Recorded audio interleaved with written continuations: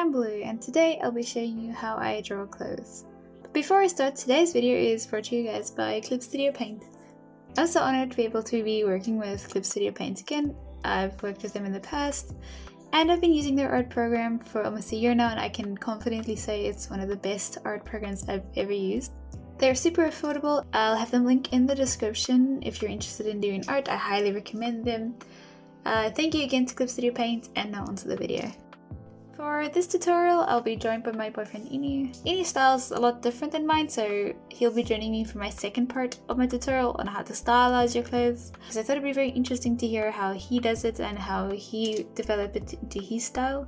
My video will be split into two parts. First part will be about studying clothes and the stuff I learned while studying, like my observations, and then the second part will be how to stylize it into your own style. Due to this video being sponsored by Clip Studio Paint, I asked some of you guys to send me outfits of yours. Thank you so much to everybody that sent in. Okay, first thing, it's very important to know the body underneath the clothing first. So to be able to draw clothing folds and how it sits and where it sits, it's important to know the anatomy underneath the clothing. I will be making a tutorial in October about anatomy, like how to get better at it. I'll be showing you how I broke down anatomy, and I'll try doing a full explanation on that. But for now, if you're struggling a lot with anatomy, Clip Studio Paint offers 3D models that you can bend and fold and, put into a pose that you need. It's very easy to use. You go to their site, look for a pose or body type, and you download it. It's in materials, and then you drag and drop it onto your canvas. You can post a 3D model from there. There's nothing wrong with using 3D models, especially if it'll make your art easier. Remember, art is supposed to be fun. It's not supposed to be difficult. If your art's struggling, it's okay, you can use 3D models. I used a 3D model for this pose here with the clothing folds, since I wanted to show you that how you could use it for a study, for example. I posed a 3D model like the person I was drawing. I put them into the same position, and then it was a lot easier for me to draw the clothing folds on top of that. But the basics of folds is where the body bends, it is where it will crease. So like by an elbow it will fold, by a knee it will fold, like where any body can bend basically. Same with the torso, your torso can bend forwards. Same with like where your arm connects to your body, by your armpit there's a fold there. It like bends kind of, so that's mostly where creases will be. But there won't be that many creases on parts that don't fold a lot. So like the upper arm, there aren't a lot of creases there. Or like the thigh, there won't be that many creases there since it's a straight part of the body. But it also depends on the material of the clothing. So if your material is oversized or it's a lot bigger, it's going to have folds on places that don't need to bend. Because the material, there's so much material that it's like kind of clumping up in places. Or if the material is kind of hard, it can have like different kinds of creases or very soft. So keep in mind what material it is that you're drawing, where it sits on the body, and how big or how small the clothing type is. This might be a little bit harder for me to explain, but this goes with like knowing the anatomy so you can draw clothing better. So clothing sits on the body, so it like starts at some point and it ends some point. So like a sleeve will start at the shoulder and end at the wrist. So no matter where the body, where the arm goes, that clothing is going to stay there. So try thinking of clothes sitting on the body rather than just drawing it. Like for example, a suit doesn't sit really tight around the arm. So if the arm's kind of pointing to the front, you can kind of see inside the sleeve, but if it's kind of pointing to the side or to the back, you won't be able to see inside. A really good example is one of my OC's shirts. It's very poofy, but it kind of like goes smaller on the wrist. So if his arm is pointing to the side, you can 100% see the small part of his wrist, but if it's kind of pointing to the back, the poofiness of the sleeve is going to cover up that circle. Same if it's pointing to the front, the poofiness of the sleeve is, you'll be able to see it from the back of the hand as well. So try thinking of clothes more around the body and where it be seen from the back, from the front, stuff like that. That can also help with perspective. If you're drawing perspective, where the clothes would sit on the body. Clothing has different textures like lace, silk, or maybe even fluffy. I prefer drawing them by hand, but Clip Studio Paint offers downloadable material textures like lace and cute frilly things. You can easily find so many different textures in their assets section. Like fur, for example, you can download it and just add it to your clothes through materials like you did with the 3D models. Sometimes it's a brush and sometimes it's a texture pack. Something that Edie pointed out is that with clothing folds, every fold has an inside and an outside part. So what I mean like this is when a clothing folds, there's going to be an outside part and then an inside part, then an outside part, then an inside part. Here, I showed it on this diagram over here. When you're doing clothing folds, also with the inside and outside, there will be smaller insides and sometimes bigger outsides and sometimes, bigger outsides, bigger insides. So that means the clothing fold will be bigger or smaller or tighter or wider. And I also, while I was studying, I realized some clothing folds are kind of like blended out. That happens when the fold isn't that deep. It's kind of like a semi-fold. It's kind of like this part. So the crease isn't solid, I think. Something else I noticed is that when a clothing piece is very tight or kind of smallish, the folds are a lot smaller.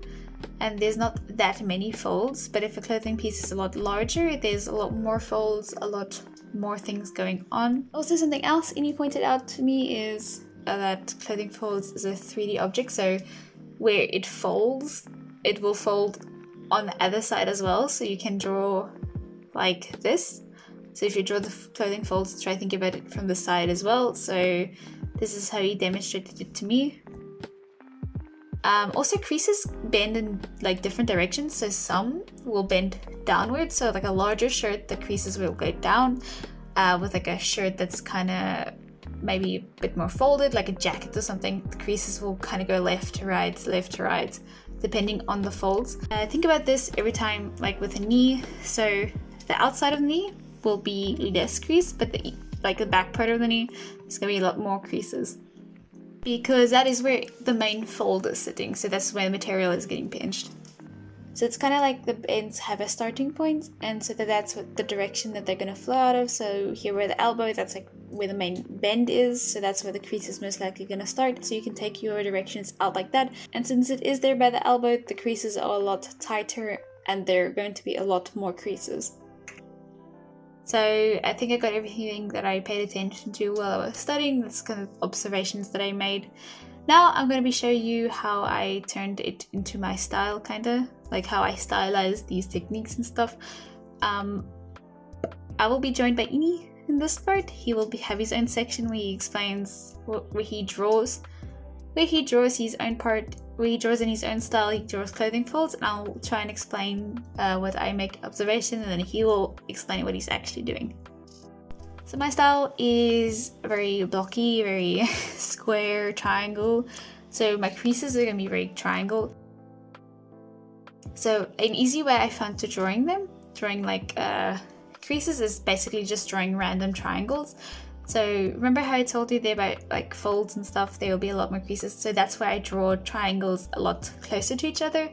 And then when I told you that creases can sometimes be a lot bigger, I draw the triangle a lot smaller, like that.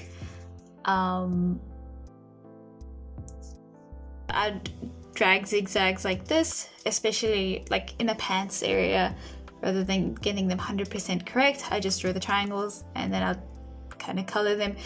The same technique, inside, outside, inside, outside. So inside will have a lot darker colors and the outside would be a lot lighter colors, Also, when you're drawing clothes, try and think of them as 3D as well. So they kind of have an outside, like they kind of have rims, like sides and insides and stuff. So think of that as well.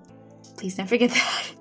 Clothing is also 3D, so it has sides and corners and insides.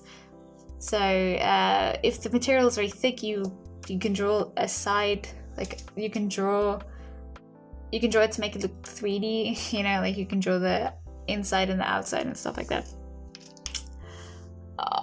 For stylizing, I've always done just random shapes and stuff. It always works, but then I also try and make sure I understand But then I also try and think about, is the material kind of loose? Is it kind of tight? Where is it sitting in the body? And that's just always worked for me. So I'll be using this piece as example. They have a lot of interesting creases. I mostly stick with triangles and stripe technique like I explained in the beginning. I also kept in mind where his main bend was, which is his elbow, so there's a lot more creases there. Also, this character is wearing a blazer, so the material is a lot thicker, so it clumps up in areas, so there by his shoulder. Because there's so much more material, it makes creases. And with this character, I kept in mind that he's where his arm was, and that the material would be bending around his arm in a 3D manner. So I kept in mind that you'd be able to see the sleeve from behind. So now I'll be showing you some pieces that Ini drew for the video. Thank you. He just sketched some clothing folds for me, and I'll be explaining some of the things he did. Some of the things he did, and some of the observations I made while watching the videos he sent. This piece, the material seems to be very light, but also a lot of material, so it kind of clumps up in a lot more areas. Ini seems to exaggerate and amplify the ins and outs, so the insides he drew in a darker color, and the outside he kept the original white color. For the second piece, I can tell that it isn't as light the material, since the creases are kind of a lot smaller. He also keeps in mind that the material wraps around the arm, so there's a lot more 3D pieces like in this area and that area, and the fact that the sleeve in this area can be seen from the backside where the arm goes thinner. Ini's style is a lot different than mine. He doesn't use a lot of triangles or a lot of shapes to define his creases. His creases are more accurate. He uses a lot of like sparrow looking things, like you made over here, like they kind of look like really strange hearts. For the final piece, Ini drew the body first, so you can lay the clothes out properly. He drew a turtleneck that seems to be a lot bigger on this person. You can tell by the chest area he didn't add a lot of creases, because that's where the clothing was sitting pretty tight, and he added a lot more creases at the bottom because that's where the clothing like kind of folded down towards, so that's where all the material went to go sit. He also tested out a lot of different ins and outs to see which one worked better. You can tell what he's doing with the arm over there. He's adding a lot and taking away until he finds the right kind of fold. He's testing out a lot of things over and over and over and over and over and over again. He keeps more a circle kind of insides, and that seems to work for his style. His lines are also a lot more neater, and I can kind of tell he has a lot more curves in his lines. You can tell up here by the turtleneck where it starts, and then here by the chest area. The heart. The little heart. It's so cute. Oh look, he stole something from my art style. He did triangle by the pants. Theft. Report him. Cancel him. He's not allowed to be doing that. Attack my loyal followers. Okay, so we reached the end of the video. I just want to say thank you so much to everybody who submitted pictures for me. Their links will be in the description. I'd like to thank Ini for all his help throughout this video. And I'd also like to thank Clip Studio Paint for sponsoring this video. If you guys are still interested in that, the link is still in the description. Thank you so much for all the support, and I'll see you guys in the next video. Goodbye!